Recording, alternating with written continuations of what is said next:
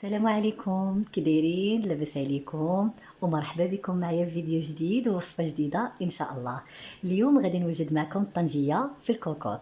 اول حاجه غنبداو بالمقادير. عندي 2 كيلو ديال اللحم ديال البقري الملج، وعندي نص كاس، قولي كاس ديال العنبه ديال الزيت البلديه، معلقه كبيره ديال القزبر حبوب، زعفران شعره، معلقه كبيره ديال الكمون، وحامضه مصيره اللب ديالها حيدت ليه العصاف وقطعتها، والجلده هي كذلك قطعتها مربعات، وجوج كركوبات ديال الثومه، ومعلقه صغيره ديال السمن.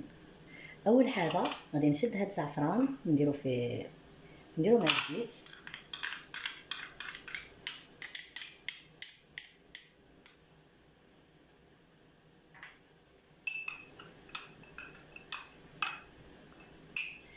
نحطو على جنب. ناخذ الكوكوط ديالي، هاد اللحم راني غسلته، غنديرو في الكوكوط،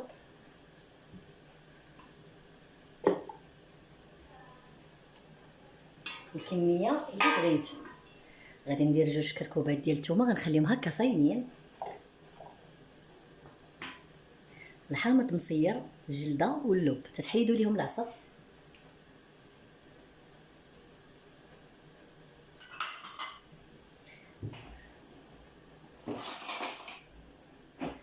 معلقه ديال القزبر حبوب كبيره،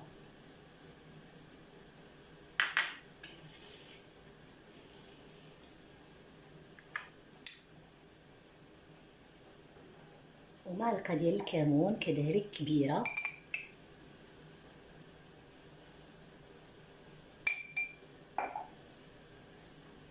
السمن،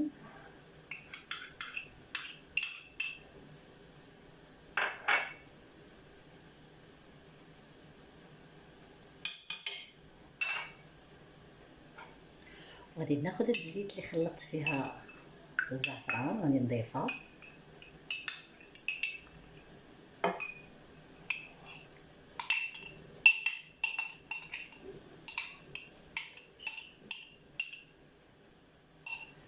غادي نحرك هادشي مزيان، تحركو مزيان تدخل فيه هاد القامه،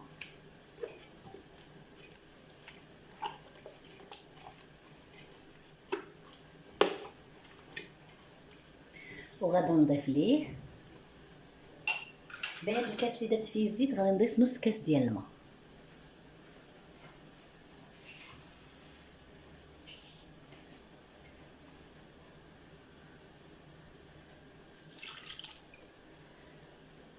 وغادي نحرك عاوتاني مزيان. وهاد الماء هو اللي غيطيب فيه اللحم، غادي نسد عليه وغادي نحطو فوق البوطه، غير تصفر ليا الكوكوط، وغنقص على المهل ونخليه يطيب على خاطرو، وملي يطيب نشاركو معاكم. غادا نحلها معاكم نشوفها فين وصلات الطياب. ملي دازت نص ساعه الاولى تنبقى نحرك فيها مزيان وتنعاود نحطها.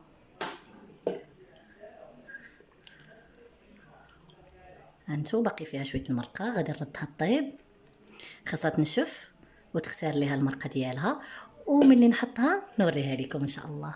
خاصها تبقى طيب بشويه على المهل على نار دافئ مهيله حتى اللحم يولي طري فتي بحال ديال اللي تتباع في الزنقه ان شاء الله. يلا السلام عليكم. وهذا هو الطبق النهائي، تبارك الله. انا دابا تنحط فيها، تنتمنى بزاف هاد الوصفه تعجبكم، تتجي رائعه ولذيذه. نتمنى تخليو لي شي تعليقات تكون زوينه، وشكرا لكم على المشاهده. في فيديو جاي تنتمنى تشجعوني باللايكات ديالكم وشي تعليقات تكون زوينه. شكرا.